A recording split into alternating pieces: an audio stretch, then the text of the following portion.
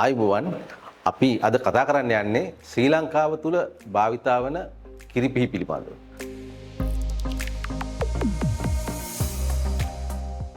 වර්තමානයේ වෙනකොට ශ්‍රී ලංකාව තුල රබර් කර්මාන්තයේ නිදිසින රබර් වගාකරුවන් විසින් කිරිපිහි වර්ග දෙකක් භාවිතා කරනවා. එකක් තමයි නව තාක්ෂණික කිරිපිහි.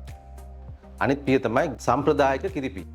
මේ පිහි දෙක ගත්තොත් එහෙම සම්ප්‍රදායික කියන්නේ අපේ ඉන කම්මල්කරුවා විසින් සාදන ලද කිරිපිහිය.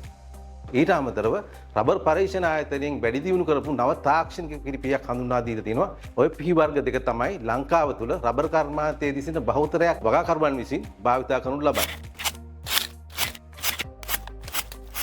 අපි බලමු පිහියක තියෙන කොටස් මොනවද කියලා. පිහිය කොටස් ගත්තට පස්සේ ඒක මිටකින් සමන්විත වෙනවා. ඒ වගේ තලයකින් සමන්විත වෙනවා. තලයට තමයි මේ කොටස් ගොඩක් දේවල් එකතු වෙලා තියෙන්නේ. බලමු ඒ කොටස් මොනවද කියලා. එකක් තමයි V හැඩති V කට් එක V කැපුම. මේ තියෙන්නේ පිහියේ අංශ තල දෙක. මේ තියෙන්නේ පිහියට තියෙන පුෂ්ඨීය පැත්ත. සමතල මත පිටක් සහිත පුෂ්ඨීය පැත්තක් තියෙනවා.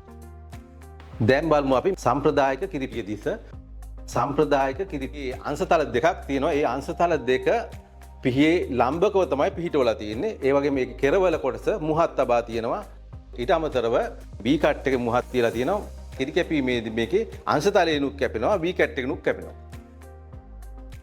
එහෙනම් අපි දැන් බලමු ශ්‍රී ලංකා රබර් පරීක්ෂණ ආයතනයෙන් නිර්මාණය කරන ලද නව තාක්ෂණික කිරිපිහි.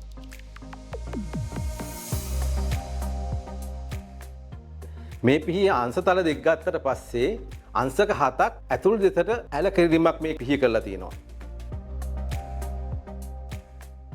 ඊට අමතරව මේ අංශතලයේ යට කොටස ඔබට පේනවා ඇති මේ පුංචි නොගැඹුරු ඇලියක් තියෙනවා. ඒ ඇලියේ ගැඹුර මිලිමීටර 0.5ක් සහ පළල මිලිමීටර 1.25ක් වෙනවා. ඊට අමතරව මේ අංශතල දෙකේම ඉදිරිපස ගත්තට පස්සේ ඔබට පේනවා ඇති ඒ පිහියේ ඉදිරිපස ඉහළ කෙරවල මොට ස්වභාවයක් ඇති කරලා තියෙනවා.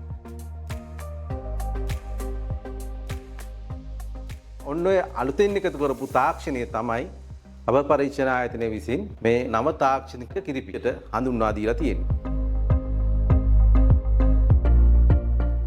අපි ඊළඟට බලමු කිරිපිහියක් සාදවා ගැනීමේදී සහ මිලදී ගැනීමේදී අපි බලන්න ඕනේ කරුණු මොනවද කියලා. ඒකෙදී මුලින් බලන කරුණක් තමයි මේ පිහිය නිමවා තියෙන්නේ හොඳ තහඩුවකින්ද කියලා බලන්න ඕනේ.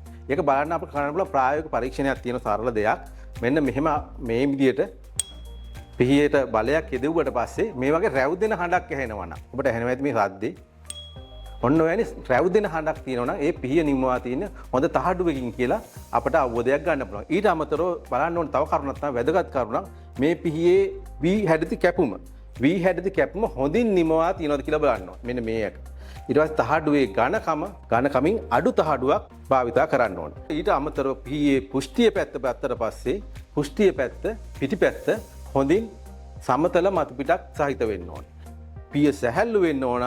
පිහිය පන පොලා තියෙන්න ඕන. ඔන්න කරුණු ටික අපි සලකලා බලලා අපි අපට ගැළපෙන පිහිය අපි තෝරා ගැනීම කරන්න ඕන.